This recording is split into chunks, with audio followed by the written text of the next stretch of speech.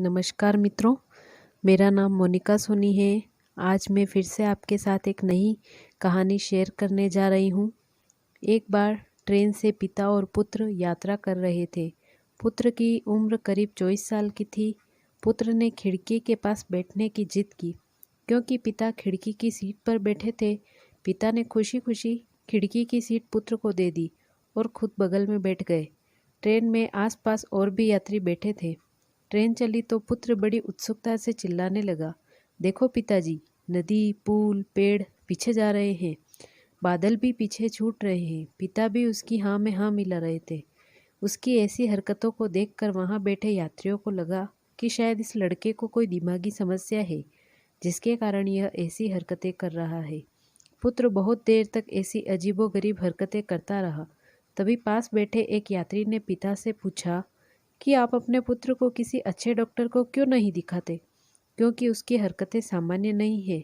हो सकता है कि उसको कोई दिमागी बीमारी हो। उन यात्रियों की बात सुनकर पिता ने कहा, हम अभी डॉक्टर के पास से ही आ रहे हैं। पिता की सुनकर उन यात्रियों को आश्चर्य हुआ। पिता ने बताया कि मेरा पुत्र जन्म से ही अंधा था। कुछ दिन पहले ही इसकी आंखों की रोशनी प्राप्त हुई है। इसे किसी दूसरे की आंख लगाई गई है और जीवन में पहली बार यह दुनिया को देख रहा है। यह इसीलिए ऐसी हरकतें कर रहा है क्योंकि ये सारी चीज़ें उसके लिए एकदम नई हैं, ठीक वैसे ही जैसे किसी छोटे बच्चे के लिए होती है। पिता की बात सुनकर आसपास बैठे लोगों को अपनी गलती का एहसास हुआ और उन्होंने पुत्र के पिता से माफ़ी भी मांगी। सीख।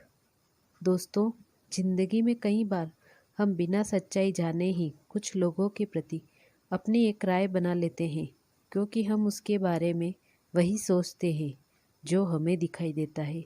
इसलिए किसी के बारे में अपनी राय बनाने से पहले हमें उसकी सच्चाई जान लेनी चाहिए, जिससे बाद में सच्चाई का पता लगने पर शर्मिंदा न होना पड़े।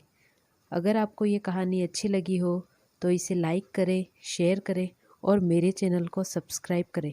Thank you.